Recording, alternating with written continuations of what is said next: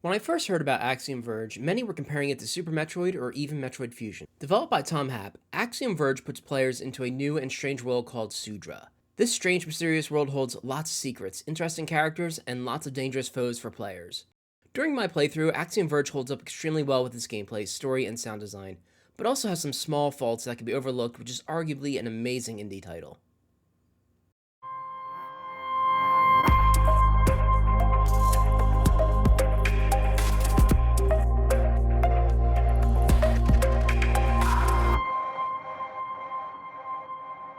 Axiom Verge starts off in the present day in a science lab. Here we are introduced to Trace, a scientist conducting an experiment, when suddenly something goes wrong. The science lab explodes and leaves Trace wounded. Suddenly, he is awoken in a chamber and on a strange world.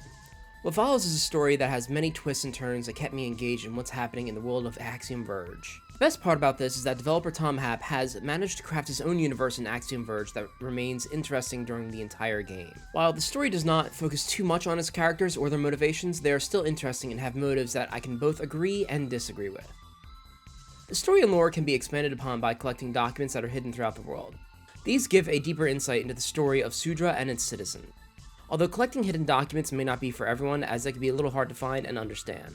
Sometimes they are written in a different language that the citizens of Sudra used. This is an aspect of Axiom Verge that I enjoyed, and it reminds me of Metroid Prime, scanning the computer's environments to get a better sense of what is going on in the world of those games. Axiom Verge's story is what you make of it, and exploring the world of Sudra will give players a deeper experience.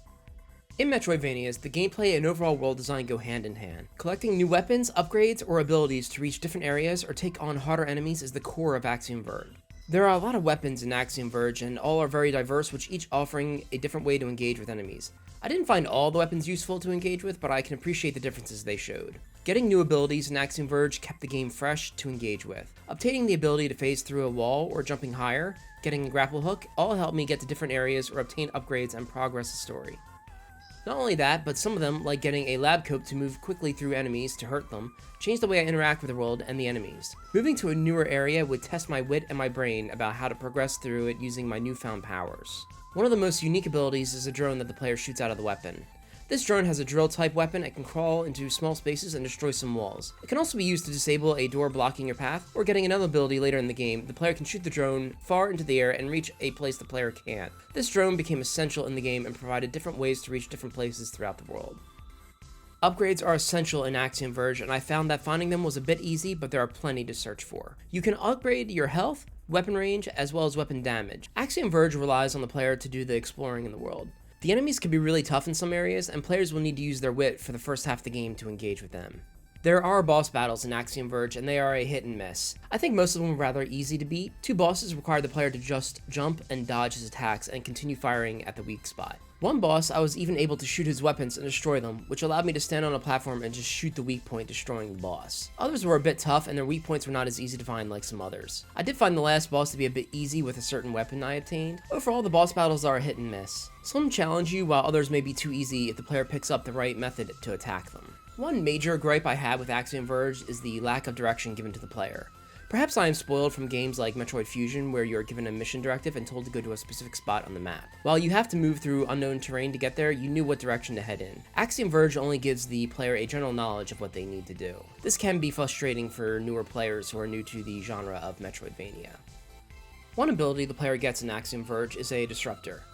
This is an attachment, and when fired, it can change the traits of an enemy. Each enemy reacts differently to the disruptor. They may move slow, not cause any damage, or go from being hard to destroy to vulnerable to your weapons. There was even an enemy that replicated my movements and fired its guns when I did. This gun can also be used to make platforms appear or remove walls to access different areas.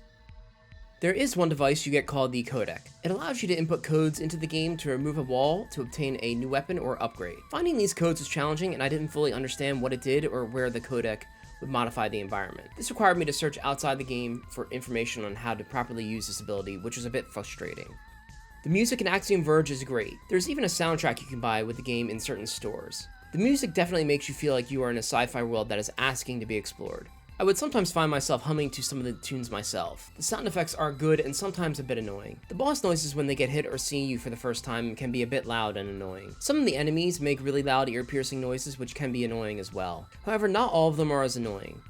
I really enjoyed the weapon sound effects and liked the phase ability effects as well. They felt sci-fi enough to make me feel like I was using an ability that is from a future-driven world. Axiom Verge is one of my favorite indie games of the past generation. It has the feeling of being like Metroid, but solidifying its own identity with unique gameplay ideas. The story kept me interested to a great extent, and I am really curious to see what happens in the sequel. While some players who are familiar with Metroidvania games will enjoy Axiom Verge, those who are not familiar with the genre will have a difficult time enjoying the game.